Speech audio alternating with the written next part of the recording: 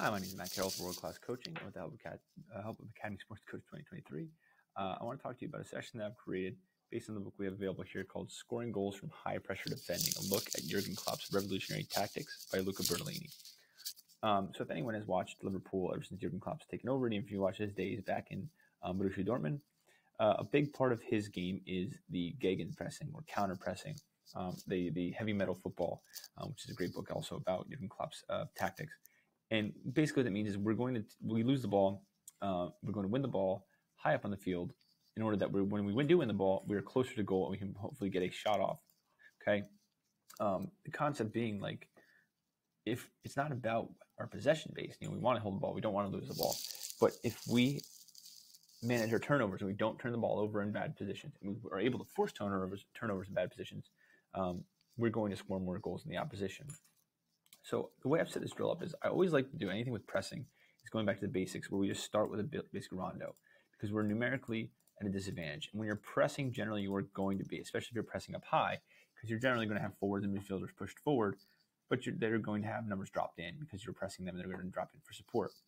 So in this situation, we're revisiting the concepts of pressure and cover. Ball's here. The one thing I think a lot of, especially strikers make, the one mistake they make is that they are trying to press the ball and they're trying to win the ball all the time. Now, the position presents itself because they take a bad touch or whatever it is. Yeah, let's take the ball and score and make it easy. But generally, that's not going to happen. Generally, when you get to the higher levels, especially, the technical ability is that they're going to then just give you the ball and lose it just because their head's down. But this player, we really want to focus on getting the head down of the attacking player so they can't see their options, forcing one way, getting touch tight so they're not close enough that they can't get turned, and forcing them into their cover. So with just this simple motion of pressing, okay, the head's down, the cover's here. So we've limited 1, 2, 3, 4, 5, 6, 7, 8 options, okay, or 7 options. We've limited it, cut off these 3. The cover's cutting this one. Their head's down, so they might not be able to see the secondary player. So we can judge that they're probably going to play this player, maybe this player. But we know that the line of passing is probably here as long as we don't allow them to pass and split us.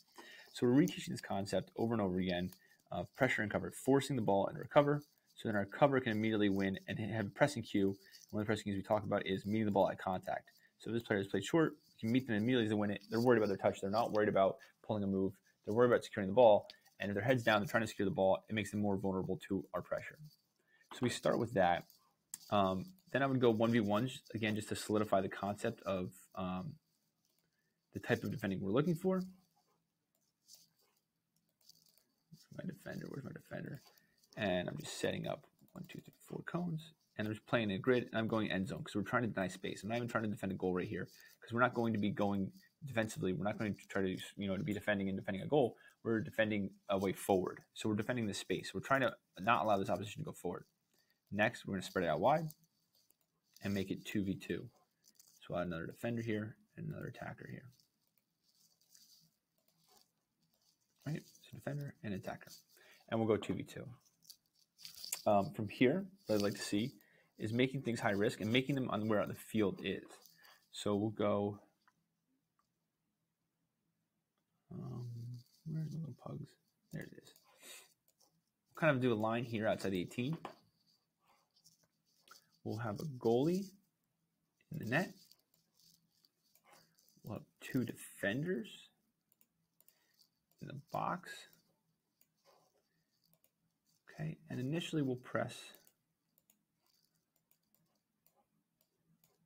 with these players. Let's bring in 2 more, make it easier to first. So it's basically 6v2. And we'll play a pass out from the goalie. And the goalie is going to try to play to one of the defenders. The defender's going to try to play out of the 18. If they can make it outside the 18, they go into a 2v2 with these 2 players and try to score on one of these goals. Okay? So what we're doing here is we're teaching the players the different ways, basically 2 pressures and covers. Pardon the interruption. Sorry, I had an announcement. So we have 4 players pressing in the box here. We basically have 2 pressure and covers against 2 pressure and covers. And we're trying to force the turnover here. We're not allowing them to build out and hit any of these nets. They can hit a goal. If they can find a goal from here, they can score. But if the ball comes out and it's played over here, then we can have all 6 players to go in and score. And here's where we'll teach the different runs we want to see, the moment of transition. What do we want our players to do as soon as that ball is turned over?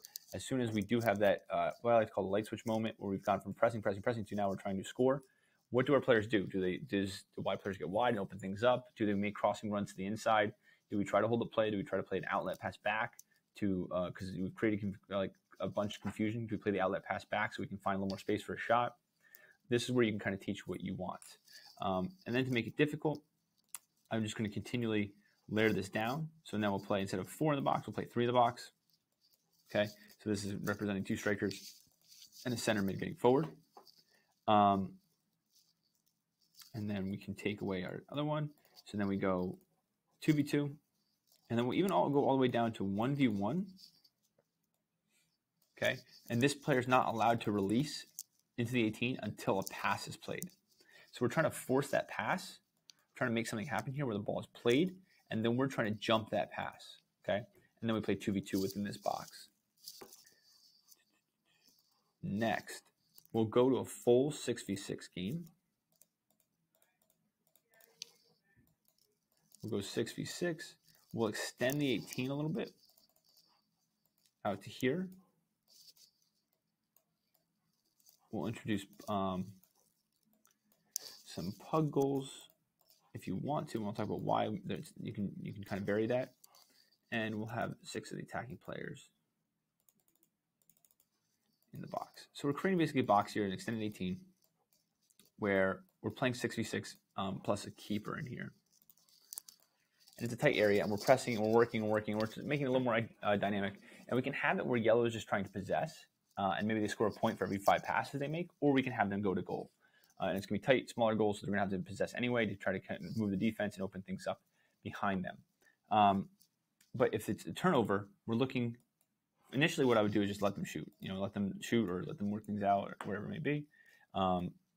If not, what I would do is create some kind of like passing system situation where they can only get 2 passes before they have to take a shot. So we're looking for the quick kind of lightning counterattacks. So in the moment of transition, we're initially trying to find a shot here.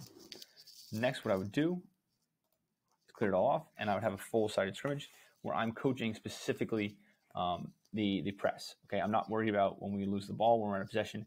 I'm going to sit and watch and just make sure the moments that we are on the ball, or the opposition's on the ball, how does our press look? I might stop game, freeze, and talk about them in those different situations, but I'm not going to worry about too much because pressing, and this type of pressing is highly intensive. It requires a lot of conditioning and a lot of focus. And if I'm teaching a million different other things while I'm trying to get gegenpressing across, things are going to get lost in translation. So we really want to just purely focus on making sure they're getting those concepts down. If I have an assistant coach, maybe I'm using them and they're coaching the opposition or maybe coaching a different facet of the game. But again, my focus in this scrimmage is going to be purely on the gegenpressing and the way we press and then the way we break away and look to get shots off. Again, are we spreading wide? Are we cutting in? Are we overlapping? Are we looking for outlets to create space? What is our initial reaction as soon as we win the ball? That can be a little bit more of a codified thing within your system. So I'd love to hear about how you teach gegenpressing or how you utilize high press to create turnovers and score goals with your teams. So once more, my name is Matt Carroll, Academy Sports Coach 2023 and World Class Coaching. And with help with the book Scoring Goals from High Pressure Defending, a look at Jurgen Klopp's revolutionary tactics by Luca Bertolini, which we'll have in the comment section you can check out. I hope this session finds you well.